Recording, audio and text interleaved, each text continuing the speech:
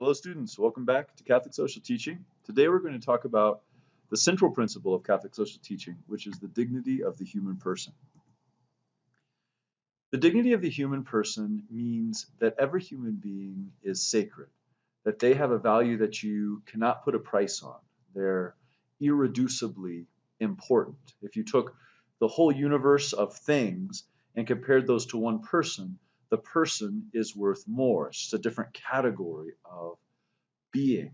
I like this quote from Pope Francis that things have a price, but people simply do not. They are priceless in the strictest sense.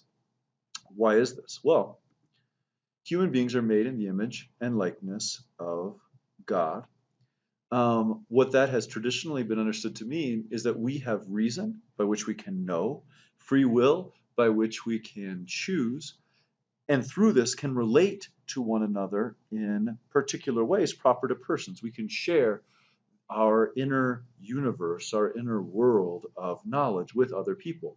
You can say that because of reason, human beings can potentially hold the whole universe inside themselves through knowledge. This is a unique thing that certainly rocks do not do. Human beings are able to share and communicate that in relationship with other persons, in that way imaging the Trinity, sharing in what the Trinity has, which is this eternal life of related intimacy, sharing of their life perfectly with one another. We human beings can participate in that because of the gifts of reason and free will. This dignity is something that all human beings share.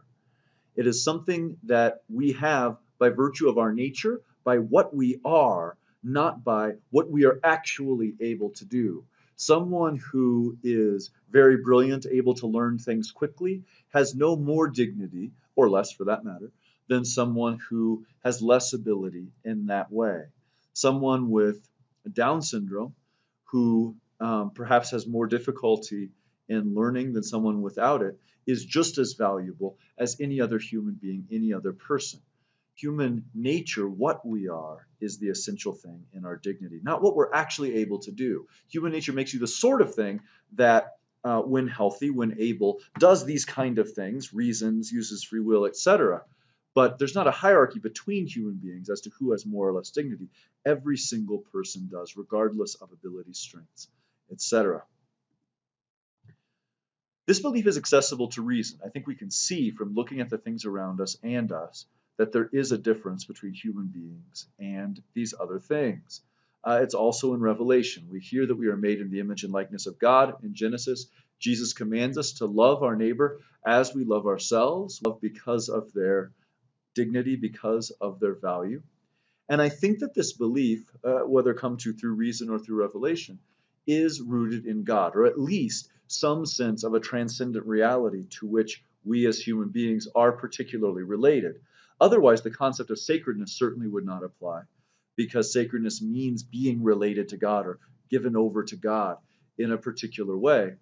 And I can see within a materialist atheist view of the world no way in which human beings have intrinsic dignity. If we are just material things that have come about through chance and are one particular permutation of matter and energy, I don't see how we could have particular dignity in that situation. Dignity could be created as a construct, something that we as human beings decide to build, like architects building a building, but not something that we can discover in ourselves that's really there, like an archaeologist digging down and finding things that aren't built. That's why in Pope Leo's analysis, and in mine, we'll talk further in class, I think that the understanding of God is really essential for holding this idea of the absolute dignity of the human person. This is just a quote from Rerum Novarum that I like.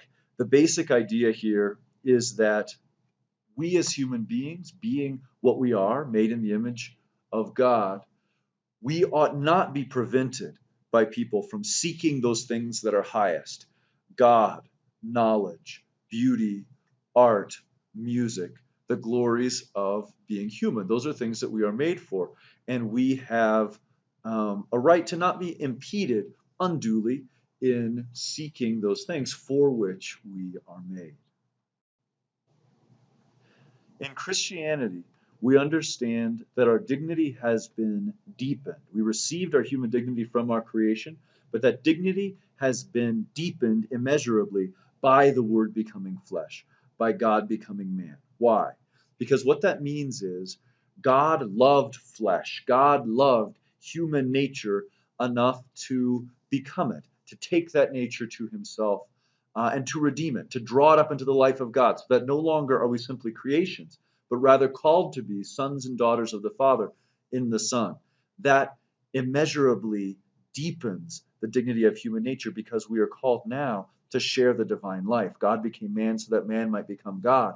We now are called to share not only in the greatness of human life, but also in the divine life itself, the very life of the Trinity.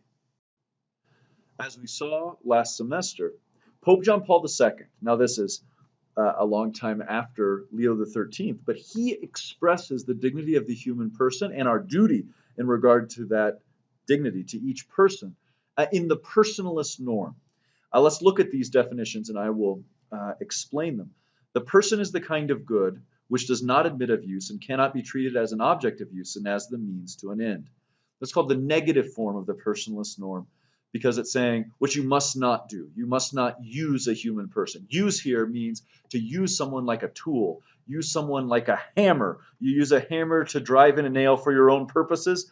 That is using them as a means to an end. And he's saying persons ought never be treated that way, but rather as an end. In other words, they need to be loved with the love of friendship, to willing the good of the other as other, willing their good for their own sake. And that the only right way that we can relate to persons is in that way. Put in a positive form, the person is a good towards which the only proper and adequate attitude is love. Again, that love which wills the good of the other as other, rather than just seeking them as something to possess for myself. And the positive norm is actually the harder one, because it doesn't just forbid me from using them in a particular way. It calls on me to actively love each human person. A positive norm is always more challenging than a negative norm. Wage slavery is one thing not in accord with this norm. Quote from Reverend Navarre, I'm talking about wage slavery, the fact that persons, without having other options, were forced into contracts just to stay alive that paid them a lot less than their labor was worth.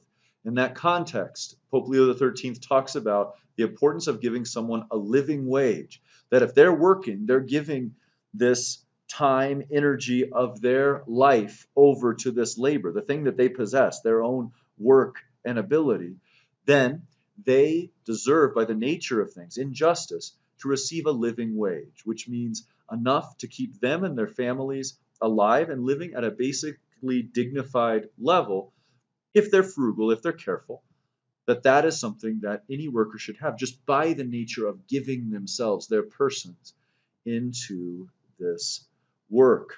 I would suggest also, and we'll talk about this more when we get to the common good, that recognizing that each employee is a person who has a stake in the common good of the corporation is essential, rather than just seeing them as something like a machine, a part of the equipment, a cog in the whole works that can just be used to get something done. When one looks at them as a collaborator in seeking the common good rather than a thing to be used, one is moving towards fulfilling this norm.